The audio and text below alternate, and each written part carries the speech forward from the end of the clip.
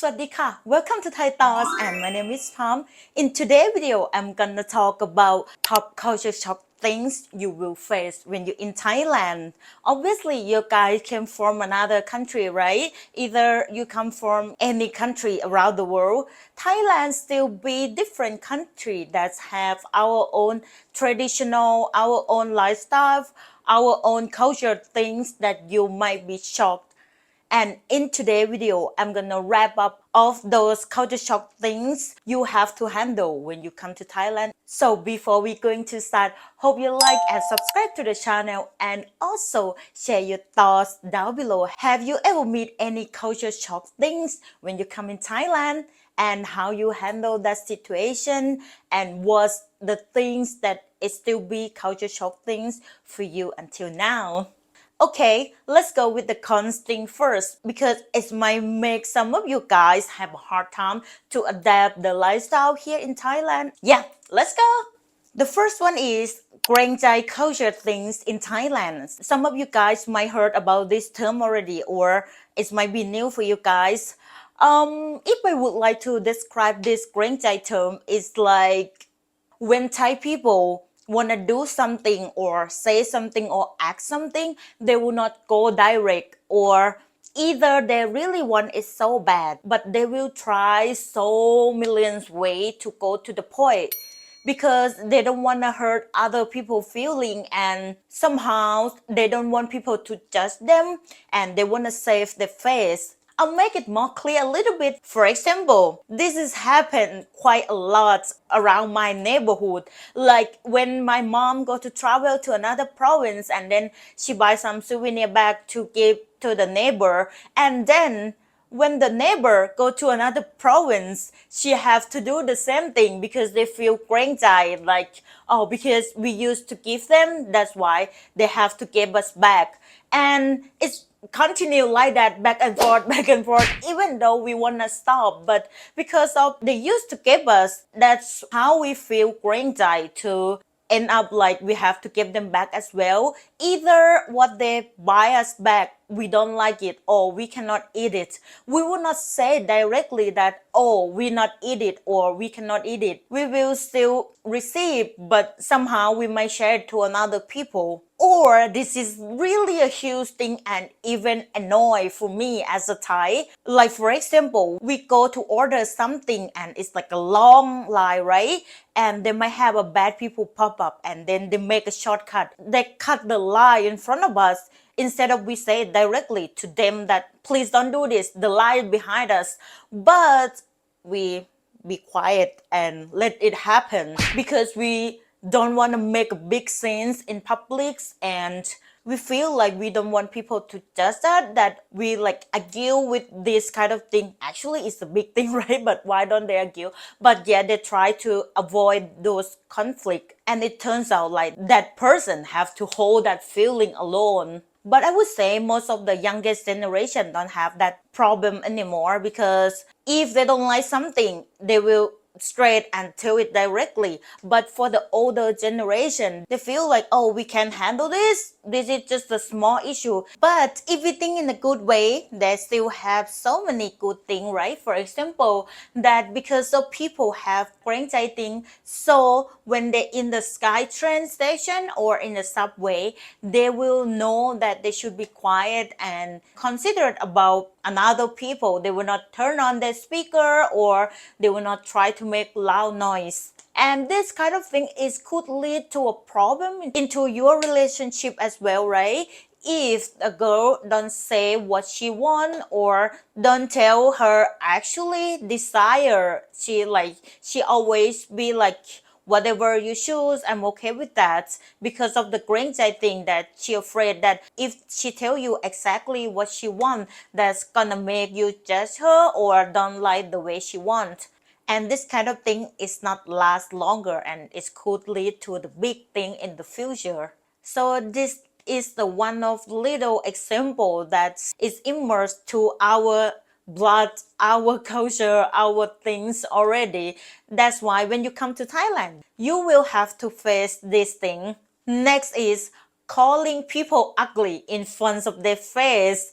This is, I would say, 100% too. And most of Thai people have this experience as well. So I will share my story. It's like it's happened when I was like early 20, when I first start to work in the first company.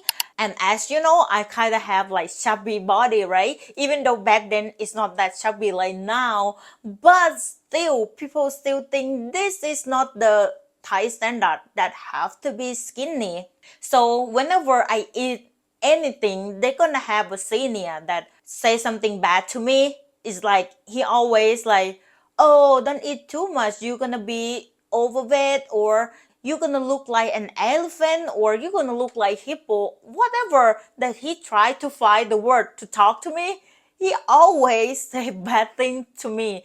And every time I didn't respond, I just smile back because I just new to that company and I don't want to lose my job. So sometimes I kind of like play along, like giggling a little bit, and it's happened for a while. But after a few years, I stopped to respond him anything at all. It still happened until a year later. Yes, it's happened for a year. Thus, I get that feedback almost every day. So he like try to find any bad spot to point it out. And after a year, I feel brave enough to stand up for myself.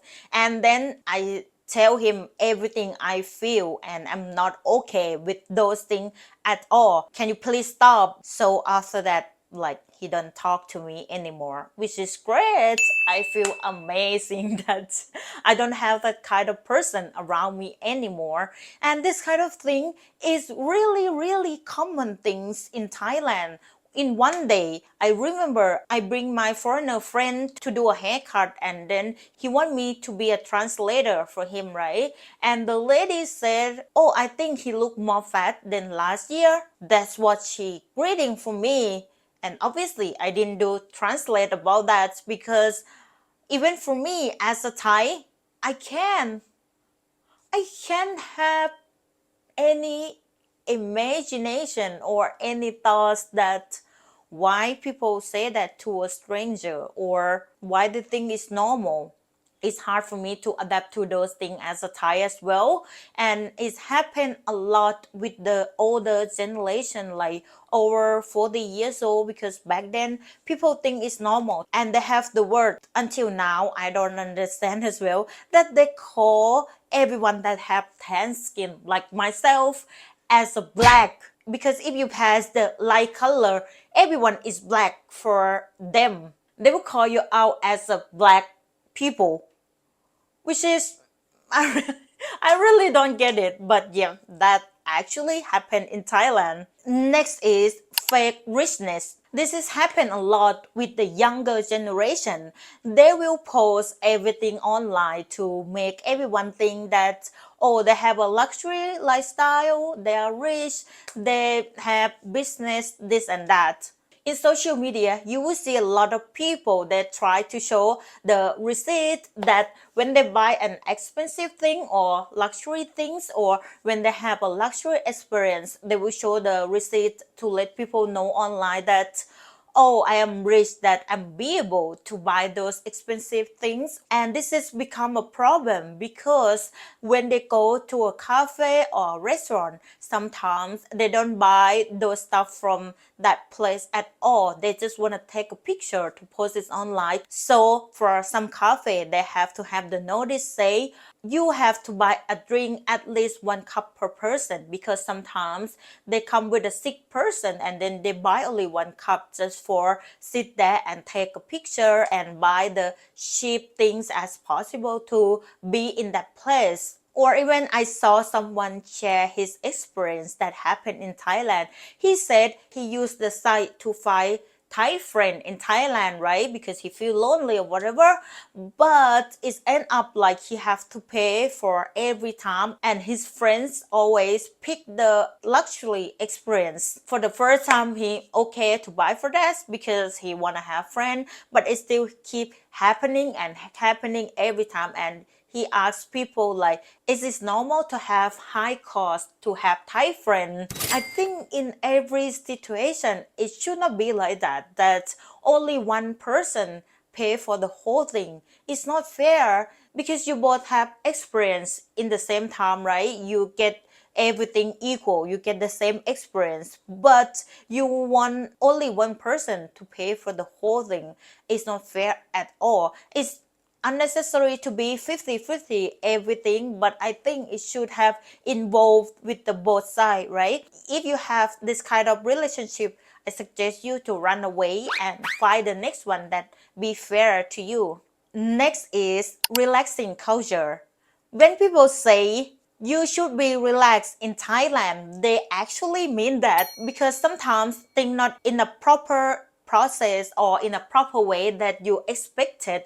It might turns out that you have to wait longer, or they have so many annoying things along the way, but you have to be patient, because no matter how much you get upset, it still be done at the time that they want to be done. For example, if you do extend your visa, they might have so many process to the end that you think is kind of nonsense, and you feel upset about that you might have to spend your whole day to try to make it done. But no matter how upset you are, they still do whatever they want. So I would suggest just sit back and relax and be patient, because then you're gonna be crazy here. And the last one is no respect for time. This thing is even happen with my work environment, with my colleagues. Every time that we have a meeting, we already set the schedule, right? That we have a meeting in this time, but always gonna have someone, at least one person that come late, either a few minutes or 10 minutes or whatever, and they always come with an excuse, obviously. So this kind of thing is kind of common from my experience that you might have to face when you're in Thailand. Like if you have appointments for do your nails at 2 o'clock, when you be there, it might not be that time. They're gonna have someone who's still doing stuff, and they will tell you to wait for a little longer. Or you might have a relationship with a Thai woman and you just start dating, and then she might be late already. Is so annoying. I know this has happened with my friend. She always show up late. It start with a half hour, 1 hour, 2 and 3 hours.